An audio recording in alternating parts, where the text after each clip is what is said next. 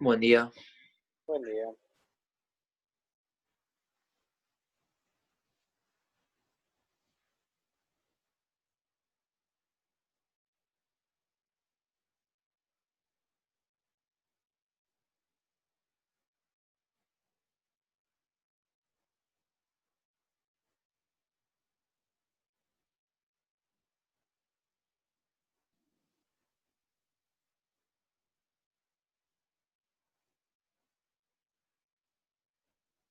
Buen día. Buen día.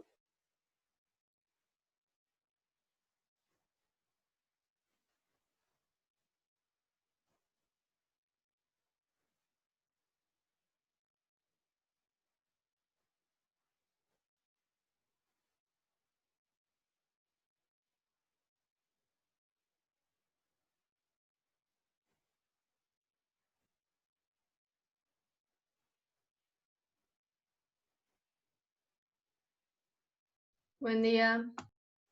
Buenas.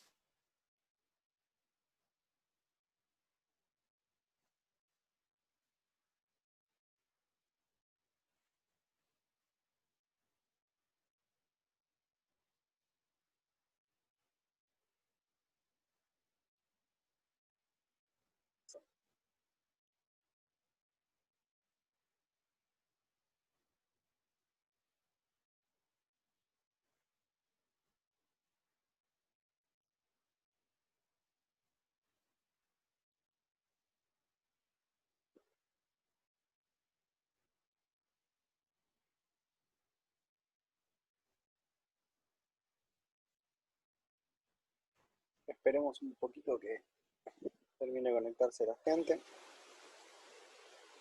¿Cómo andan?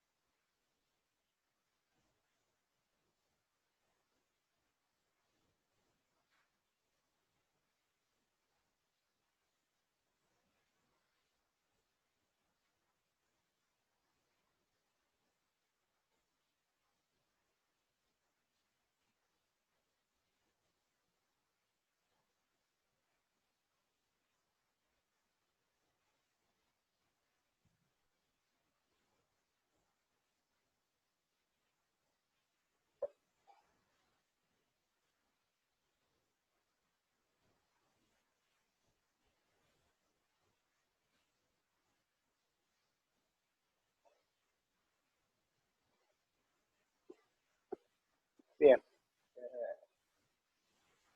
Mientras esperamos a que se sumen los últimos que faltan. Si se fijan en el campus, ya les mandé las devoluciones, los trabajos. Pudieron verlo.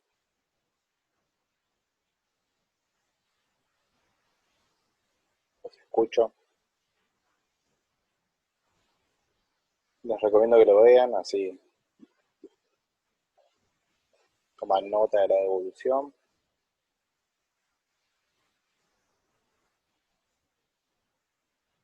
¿Estos trabajos los vas a poner, la vas a subir al boletín o es una actividad así nomás? No, esto va al centro, sí. Obviamente sin nota, ¿no? Pero es un TP en sí y que va. Y bueno, después sí está lo que es actitud frente a la clase, bueno, no me acuerdo cómo es el nombre específico, ¿no? Pero esta nota que van a también tener todos, nota, no es una nota, pero la valoración, el que les digo el nombre bien, ¿cuál era? Actitud frente a la tarea, ¿no? Que eso tiene en cuenta tanto participación en las clases sincrónicas de Zoom como obviamente, digamos, el trabajo en sí, todo lo que se entrega y cómo se labura con las tareas no presenciales, ¿no? Por ejemplo, si alguno de ustedes no hubiera presentado el TPE, va a estar reflejado, ¿no?, en la actitud frente a la tarea, además de tener no entregó en el TP en sí.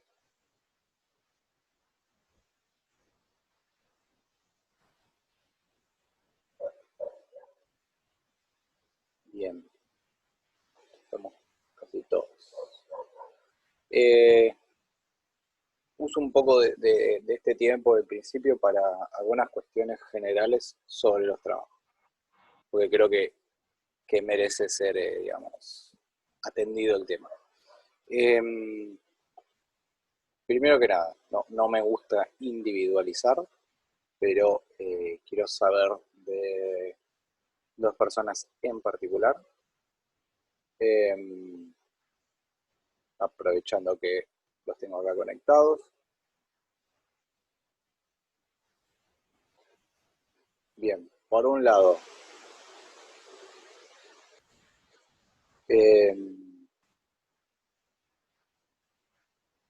perdón, estaba buscando el Excel. Lautaro Domínguez. Sí, acá estoy. Sí, me pasa lo mismo siempre con tus trabajos. Sé que lo mandaste 2 veces, pero me entra en un formato archivo, o sea, como si hubiera roto el archivo, te mandé ahí un mensaje igual. Mándamelo al mail, por favor, como con el otro, hoy, si podés, así ya lo puedo corregir, porque traté y no lo puedo abrir con nada, ninguno de los dos archivos. Dale, te lo mando ahora por mail. Dale, por favor. Eso con vos, y bueno, y el otro ya te hice la devolución por mail, tengo que pasarlo al centro nomás, el otro que... Sí, la vi. Ok, perfecto. Y Santiago Ferreira. Sí, Sí, sí, yo tengo problemas con los trabajos, lo reconozco. sí, no tengo nada tuyo, Sí, no por entregaste eso. ninguno de los tres. ¿Qué pasa? Porque esto lo podemos hablar al final de la clase, Eh, si tenés tiempo, no sé. Mirá, no sé, yo lo único que te voy a decir es, porque digo, en serio no me gusta individualizar acá, estamos todos conectados, pero Mm, tipo, el viernes tengo que entregar todo, subir todo al centro. Tipo, sí. el tiempo es limitado. Hasta ahora no tengo tiempo. Registro tuyo, tampoco participas en las clases, es como complicada tu situación, entonces, por el final de la clase o tipo, mandame un mail, pero planteame qué está pasando y vemos de qué forma trabajar el tema, porque puede ser que te Sí. cueste, no digo que no, las actividades puntuales, que tal vez no entiendas lo que pasa, pero para eso está el canal del mail y en el campus que está el foro, digo, para plantear dudas y todo eso. Ahí hay canales abiertos. Sí. Utilizalos, Sí. y no los utilices 3 días antes de que mande toda esa entrada eso. Bien, listo, por ahora con tu situación. Más allá de eso, la situación de los demás. Muchos trabajos, la verdad, diría la gran mayoría, no hice el porcentaje, pero es un gran porcentaje de los trabajos. No entiendo por qué recurrieron a buscar información y casi pegarla control C, control V, desde páginas de internet. No lo entiendo. Cuando yo hago el resumen, cuando yo mando el punteo, que ya es un resumen en sí, para que buscan un resumen en internet, si yo ya se los hice para ustedes, básicamente. No es que tienen 40 páginas para leer y bueno, la desesperación de buscar un resumen en internet. Digo, yo ya hice ese trabajo para ustedes. Lo tienen ahí a mano. Entonces, ¿para qué copian algo de internet que además, primero que nada, como es de internet y es de otras fuentes, ¿sí?, encaran los temas tal vez de una forma en que nosotros no los trabajamos, ponen el hincapié en otras cosas. Entonces, por más que la información en sí no necesariamente esté errada, no está contestando lo que se les pide o no está dándole importancia a los temas que nosotros vimos acá en clase y que vimos con el texto.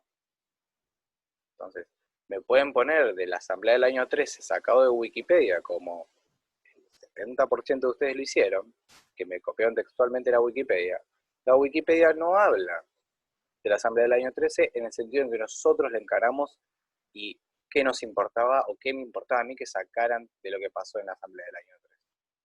Entonces no termina de responder la consigna, por más que la información que están poniendo ahí no sea necesariamente equivocada. ¿Se entiende? O sea, yo no les pedí, díganme qué fue la asamblea del año 13. Yo les pedí por las discusiones que pasaban en su interior, qué logró, qué propósitos tenía y cuáles no logró. Y vimos desde un punto de vista una forma particular de ver ese tema. Entonces, si sacan de otro lado, como mínimo, fíjense que corresponda con la consigna, que tenga sentido lo que están copiando. Y ese es el problema tampoco de que no ven lo que copian. Porque si buscaran de internet y copiaran algo, pero se tomaran el trabajo de haber tenido las lecturas o haber visto los punteos, entonces buscar orientadamente, estarían respondiendo a la consigna. De última les pondría, che, tratá de parafrasearlo al menos. ¿Se entiende? Eso es un problema. Otro problema de sacar cosas de internet es que la gran mayoría, lamentablemente, sacaron cosas de internet que no tienen ningún sentido. No solo que dan información sobre el tema bien, pero no responden a la consigna. Que ni siquiera dan bien información, porque lo sacan de una página que, la verdad que, no sé, digo, sabedoristas morenistas. La gran mayoría sacó de un comentario como si fuera, no sé, de Yahoo Respuestas, chicos. Un poco serio. Porque no dice nada correcto lo que sacaron y copiaron todos textual.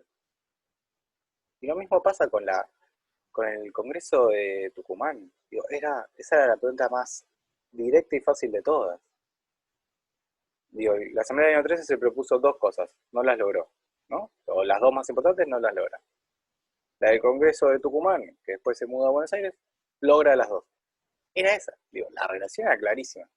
Y era lineal. Y sacaron de una página que primero lo sacaron incompleto y lo copiaron incompleto, porque solo ponen la gran mayoría de la parte de la independencia y no de la Constitución, que la página de donde sacaron la información decía que también sanciona la Constitución, pero no lo pusieron. O sea, copien bien, para colmo.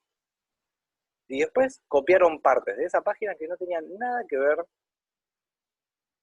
otros, digo, con el Congreso de Tucumán. O con la consigna como se les pedía. E incluso, peor, copiaron cosas que son cosas que trabajamos en el TP anterior, que desmitificamos y que trabajamos de forma diferente, que dijimos que no eran así. Como ponerme cosas porque la página lo decía, había un movimiento independentista que llevó a los acontecimientos de la Revolución de Mayo. Vimos que eso no era así. Digo, están repitiendo errores que ya supuestamente, de temas que ya vimos y que ya les corregí en las devoluciones, además. A la gente que puso que había un movimiento independentista anterior a la Revolución de Mayo, ya se los había corregido.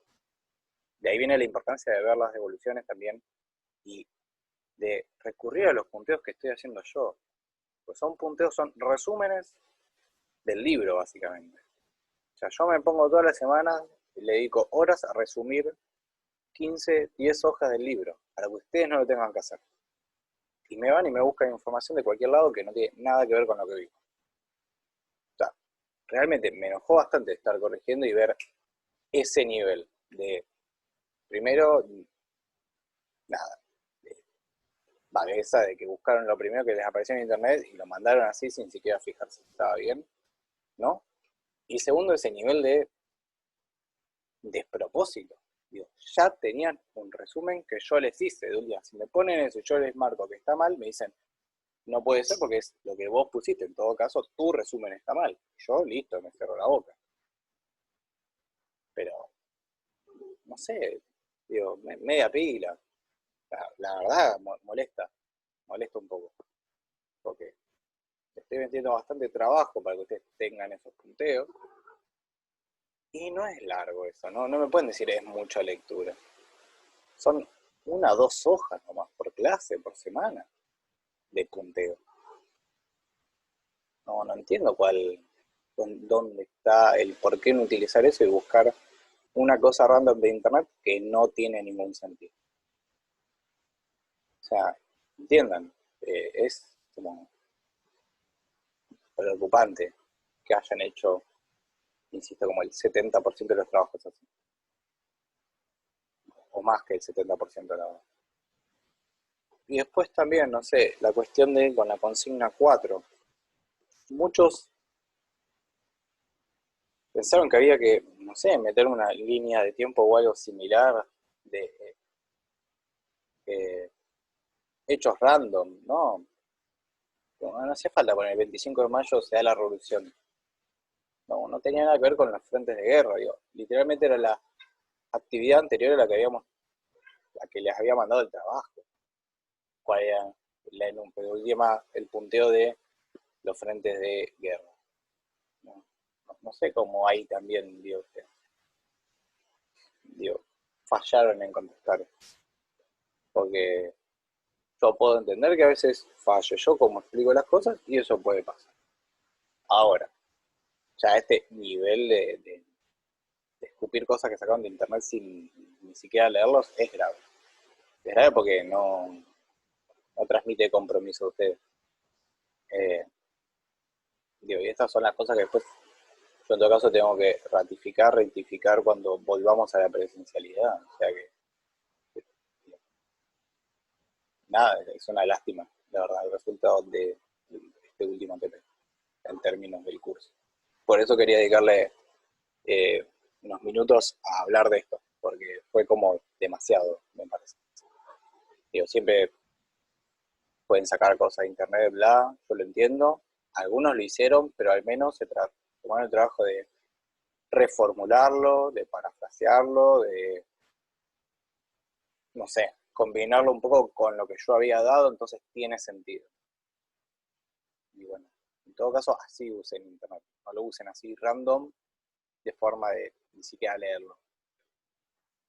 Así que nada, eso en cuanto al trabajo. No es por sonar a jodido o a malo, simplemente, nada, si yo pongo de mi parte cierto trabajo, espero que ustedes también lo hagan. Yo entiendo que pueden tener un montón de materias y que están re quemados, yo también. Y nada, mantengamos ese respeto y el compromiso, digo. Bien. ¿Alguna cuestión, duda, planteo que me quieran hacer sobre esto que acabamos de hablar? Tienen el tiempo ahora. Así no queda el monólogo mío. Los escucho.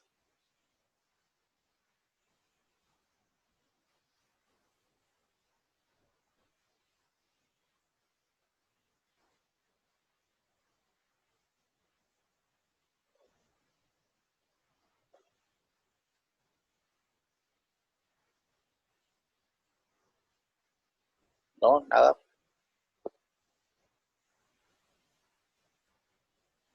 Bueno.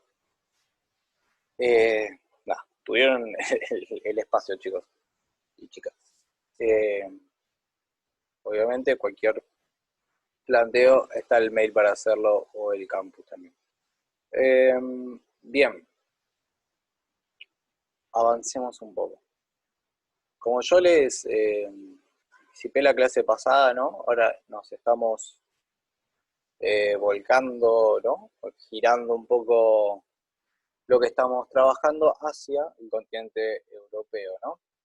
Y yo les había preguntado por la Revolución Francesa, varios no se acordaban o no sabían bien hasta qué punto lo habían visto.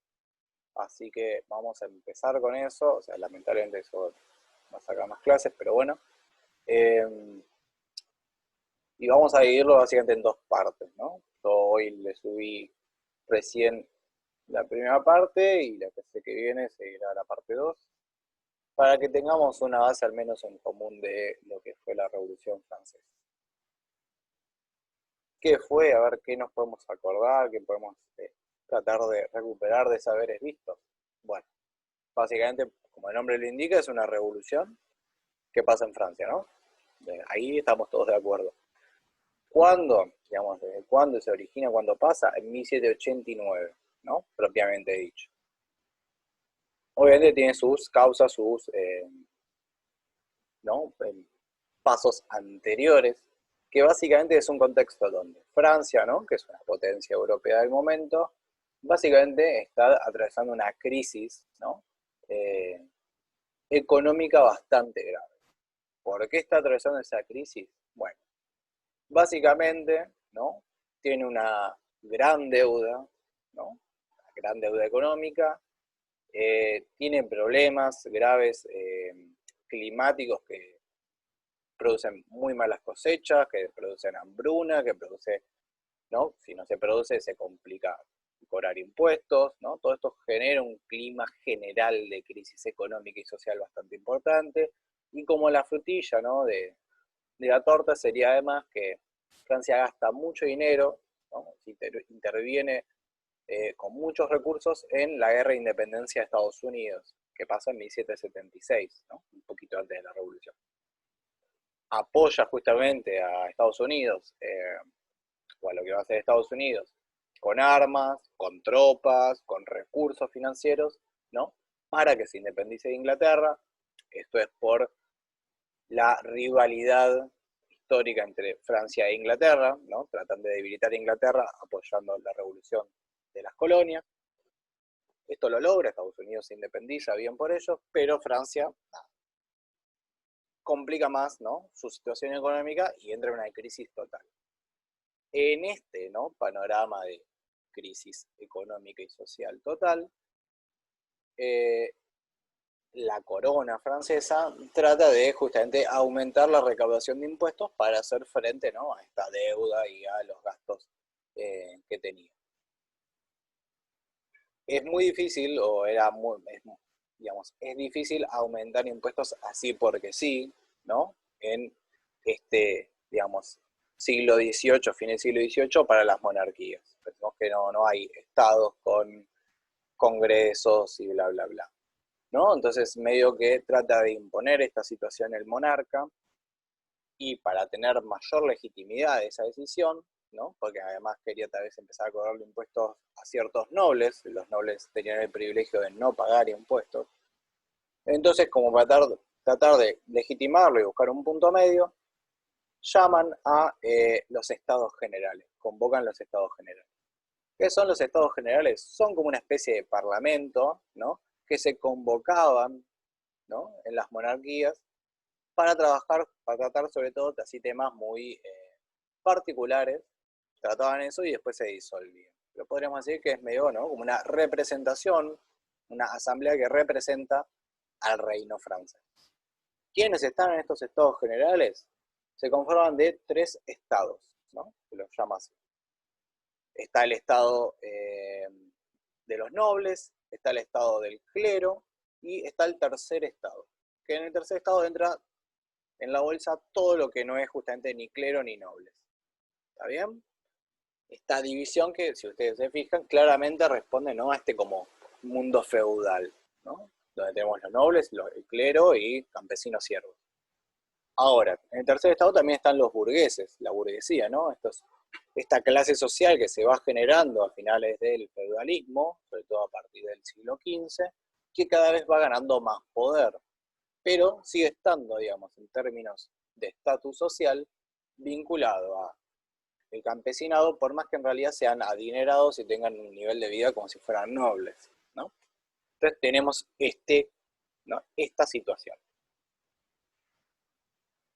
Se convoca a estos estados generales para tratar de imponer unos impuestos, bla, bla, bla, pero medio que sale, ¿no? El tiro por la culata a la monarquía y a los nobles, porque el tercer estado aprovecha esta convocatoria a los estados generales, que dicho sea de paso no se convocaban desde 1614, o sea, casi 200 años sin convocarse, ¿no?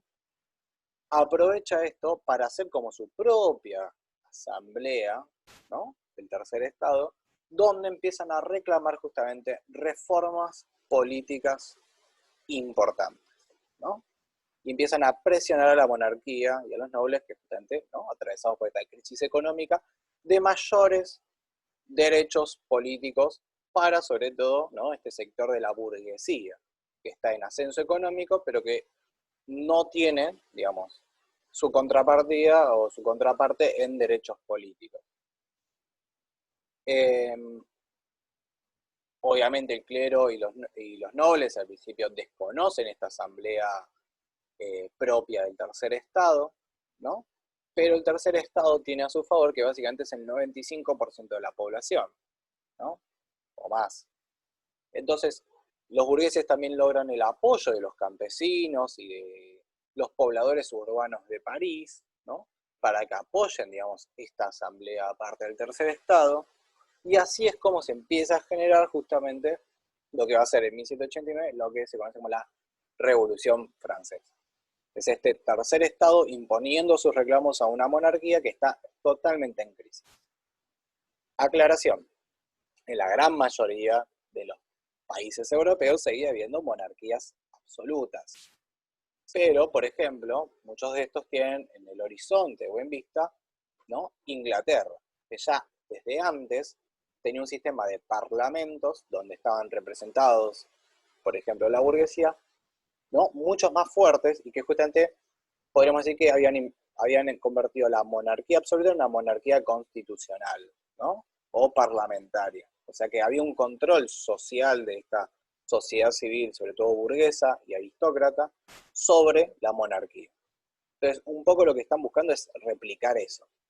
¿Está bien? A ver. Este primer periodo, porque la Revolución Francesa se divide en varios periodos, podríamos decir, ¿no? Es uno de los momentos más interesantes y, digamos, que se acelera más la pelea por los derechos políticos. Justamente, de estas primeras sesiones, ¿no? En 1789, va a salir lo que se conoce como la Declaración de los Derechos del Hombre y del Ciudadano, ¿no?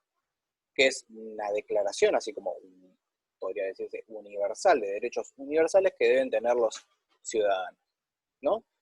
¿Cuáles son los derechos que están pidiendo? Sobre todo de representación política. ¿Sí? Por ejemplo, ¿no?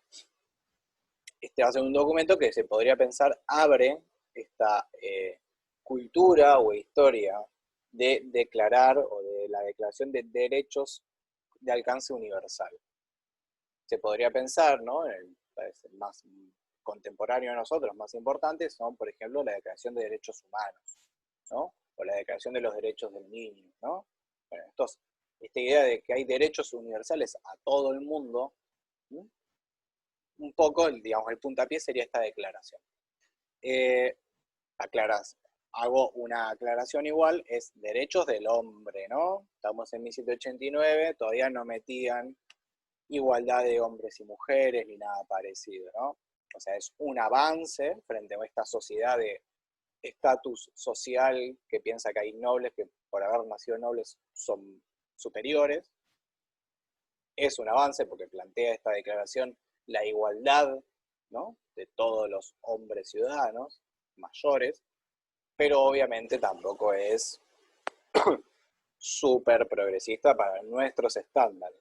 Pero para el momento sí es algo importante. Bien, ¿cuáles son algunas de estas ideas? Sobre todo esto, ¿no? Eliminar privilegios que tienen los nobles, ¿no? Igualar de alguna forma los derechos políticos de los hombres mayores. Sobre todo los hombres mayores que obviamente tienen un cierto poder adquisitivo, ¿no? Que se piensa el ciudadano ligado a tener propiedad, tener una tierra, tener una casa, tener una renta, ¿no? Entonces, es igualitaria, ¿no? Tiene una idea igualitaria. Obviamente, ahora, eso no significa que sea que, digo, en el papel dice somos todos iguales, pero las diferencias sociales, materiales, no es que están siendo tratadas profundamente en esta declaración. Digamos, ¿qué trata de hacer o qué intenta hacer este primer momento de la Revolución Francesa? Bueno, debilitar a la monarquía como tal, ¿no? Al monarca, a la corona, y tratar de conformar, como les dije antes, ¿no? Esta idea un poco justamente más liberal, ¿no? De un Estado que sea siga siendo monarquía, pero que esté de alguna forma sujeta o tenida a raya por un órgano representativo, ¿no? Donde este órgano representativo estaría los aristócratas y los burgueses, ¿no? Esta oligarquía económica, poniéndole leyes que hagan de limitaciones al poder del monarca para que no haga nada así por su cuenta. O sea, una monarquía constitucional o monarquía parlamentaria. Al mismo tiempo, todo esto obviamente está influenciado mucho por las ideas de la Ilustración, las ideas de la razón que empieza a surgir justamente en el siglo XVIII. Entonces también van a pedir, por ejemplo, un Estado más secular. ¿Saben lo que es un Estado secular? O la secularización, como se la conoce. Básicamente es separar Estado, ¿no?, de religión. Hasta este momento, lo más común en los estados, ¿no?, hasta el momento de la Revolución Francesa, es pensar al Estado, obviamente, como un apoyo, ¿no?, viceversa, con la Iglesia. Entonces, por ejemplo, uno de los estados era el clero, ¿no? La religión va de la mano de justificar, por ejemplo, la monarquía, porque son reyes por derecho divino, ¿no? Entonces, el vínculo entre Iglesia y Estado es total. No es que sean teocracias, porque el rey no se considera un dios, pero sí se lo considera que está velando justamente por la moral y las leyes cristianas, por ejemplo, ¿no? En cambio, la idea de un Estado secular lo que significa es, vos querés creer, vos querés ir a la iglesia, todo bien, pero eso va separado de la práctica del gobierno. ¿Ok? Separar Estado e iglesia, Estado y religión. Lo político y lo religioso ya no conviven, ¿no? O ya no están de la mano. Esa sería la idea. Obviamente esto despierta un gran problema con el clero, ¿no? Obviamente, porque el clero tiene muchas posiciones de poder a partir de esta relación entre iglesia y Estado. Bien, ¿se entiende un poco entonces lo que sería esto de la Estado secular o la secularización? Bien, esto digo, es algo bastante común en los movimientos que podríamos decir liberales. Por ejemplo, acá en Argentina, con la Revolución de Mayo, todo eso al principio no, pero después, digo, se va a profundizar estas divisiones y, por ejemplo, va a ser Rivadavia, la que plantea, ¿no?, una secularización del Estado, ¿no?, más para 1820. Por ejemplo, digo, esto pasa a todos lados después. Bien. Entonces, tenemos un tercer Estado movilizado, ¿no? Y tenemos estas ideas liberales, esta idea de derechos universales, o algo, por así decirlo, universales, circunscriptos para hombres. ¿Qué termina pasando, digamos? Obviamente la monarquía, el clero, los nobles, gran parte de los nobles, no se quedan quietos y tratan de justamente ir en contra de esto. Esto abre una gran división social, pero como yo ya les dije, el tercer Estado son el 95% de la sociedad.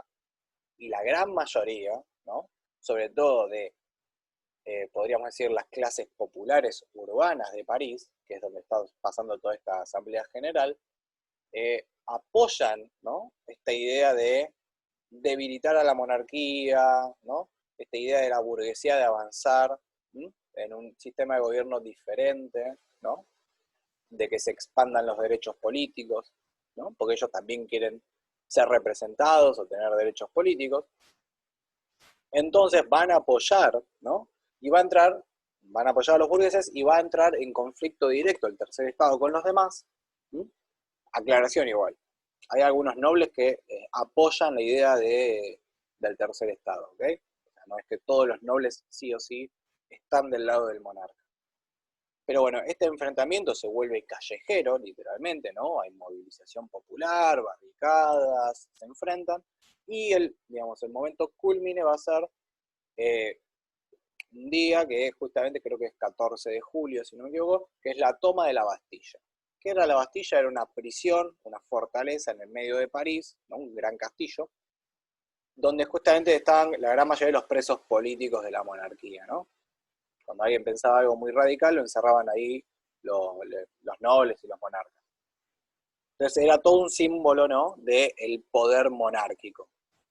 La movilización popular, ¿no?, las clases populares de París asaltan, básicamente, invaden la Bastilla, roban un montón de armas de la Bastilla, porque digo, como era una fortaleza estaba lleno de armas, liberan un montón de presos y literalmente tiran abajo el edificio, ¿no? Una gran revuelta, ¿no? Popular, podríamos decir. Es todo un símbolo este momento y declara o abre este camino un poco más justamente radical de la revolución, ¿no? Aunque después se va a radicalizar más todavía. Pero bueno, hasta el día de hoy es feriado nacional en Francia, el día de la toma de la Bastilla, ¿no? Se sigue festejando, como si fuera su 25 de mayo. Pero bueno, para que vean el impacto de esto fuerte. Y básicamente lo que termina pasando es que la conducción de este movimiento, ¿no?, revolucionario del tercer estado, por ahora igual está en manos de burgueses que podríamos decir moderados, porque no buscan eliminar la monarquía completamente, sino que buscan conformar una monarquía parlamentaria. Medio que en todo este conflicto y contexto de revolución popular, de rebelión por todos lados, porque además eso después también se expande al campo y hay campesinos prendiendo fuego castillos de nobles, todo un quilombo, podríamos decir básicamente. En este contexto, el rey y las órdenes estas privilegiadas medio que terminan aceptando esta idea de, bueno, hagamos una constitución y cambiemos el sistema de gobierno, bajemos un poco, hagamos un sistema parlamentario, ¿no? En un primer momento terminan aceptando, medio que no les queda otra porque, bueno, nada. Básicamente hay gente con armas prendiendo fuego todo en las calles. Digamos, hasta ahí sería este primer momento, ¿no? En el que más o menos justamente se trata de avanzar en esta conformación de una monarquía constitucional. Y que el rey al principio acepta. En el medio, digo, hay muchas legislaciones y leyes que se van sacando, no hace falta que las pensemos, pero todas van en este sentido más liberal, tanto en lo económico como en lo social y en la representación política. Y una de estas legislaciones, que es la más combatida por el sector, digamos, que podríamos decir reaccionario, ¿no? Los monarcas, el clero, el lado monárquico, perdón, va a ser que esta conformación de la Constitución Civil del Clero, que es una cosa que se hace en 1790, que básicamente es lo que está buscando es secularizar el Estado y tiene, como por ejemplo, como medidas un poco de las más, podríamos decir, conflictivas para el clero, ¿no? Expropiar gran parte, ¿no?, de las tierras de la iglesia, ¿no?, por ejemplo, para debilitar, ¿no?, a la iglesia como institución. Esto se lo entiende como un ataque contra la religión, ¿no?, un ataque directo a la religión, y empieza, digamos, a conformarse, podríamos decir, lo que se conoce como las fuerzas de la contrarrevolución.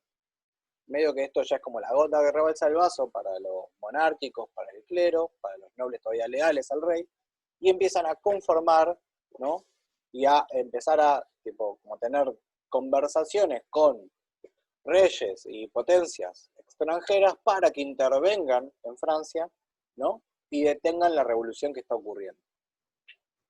¿Está bien?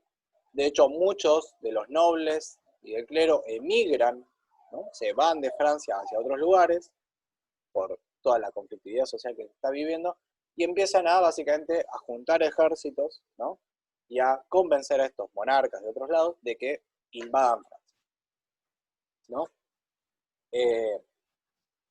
Bastante importante.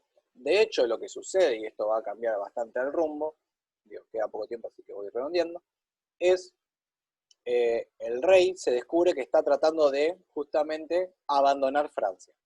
Lo encuentra en una ciudad cerca de la frontera con ciertos estados alemanes. Básicamente se estaba escapando también para, ¿no?, juntar fuerzas y invadir Francia. Esto se lo toma como una traición, ¿no?, porque hasta el momento en realidad se había buscado hacer una monarquía constitucional, pero el monarca se quiere ir porque quiere recuperar, digamos, ¿no?, el mando del Estado y combatir esta revolución. Esto va a ser, digamos, lo que termina por disparar o por generar la guerra abierta. El rey es encarcelado, es destituido, ¿no?, y se conforma una república, ¿no? a partir de este escape que trata de hacer el rey. Se conforma una república, ¿no? En base a justamente todo lo que se está, todos los derechos civiles y políticos que se están pensando, se trata de conformar diferentes instituciones parlamentarias, y además se declara la guerra, desde la Francia republicana y revolucionaria, ¿no?, a los que están queriendo intervenir, ¿no?, a estos ejércitos invasores extranjeros, comandados además muchos por justamente nobles franceses que habían emigrado. Básicamente en este punto en que se declara esta guerra es Francia contra casi todo el resto de Europa, ¿no?, para que se den una idea del tema. O sea, intervienen los estados alemanes, Inglaterra, España, Dios, todos se están enfrentando a la revolución. ¿Por qué hacen esto? Y con esto cierro. Primero, porque muchos de esos lugares eran monarquías y veían como muy riesgoso, ¿no?, que dejar florecer un movimiento republicano que básicamente había destituido al rey, ¿no? Eso podía ser un riesgo porque se podía extender, por así decir, ¿no?, esta influencia republicana, esta influencia de abajo de la monarquía hacia sus territorios. Entonces quieren básicamente cortarlo de raíz. ¿Está bien? Y por otro lado, obviamente, entran en juego los problemas, ¿no?, y las disputas de las potencias europeas entre sí, ¿no?, diferentes cuestiones económicas, geopolíticas, que juegan a favor de que intervengan, ¿no?, y traten de invadir Francia. Bien, un poco hasta acá hoy, así no se vuelve tan largo, pero básicamente digo, nos queda un poquito del punteo, pero dense esta idea, ¿no? Algo que empieza como una revolución, obviamente, importante, pero relativamente moderada, porque no quieren sacar al rey, sino que quieren hacer un sistema de monarquía constitucional, se va radicalizando a medida que suceden los eventos propios de la revolución, ¿no? No planeados, sino muchos de ellos se van dando por el contenido social y político de las reformas que se quieren hacer, y va confluyendo a cada vez una situación más caótica, ¿no?, de guerra total, ¿no?, y más radical en lo político. Pero bueno, eso lo vamos a trabajar la clase que viene. Cualquier duda que tengan, cuestión que me quieran plantear sobre esto que acabamos de ver y sobre la cuestión de los trabajos, ya saben, tienen el mail y el campus. Chao chicos, chao. Chao chicas. Chao, gracias. Suerte.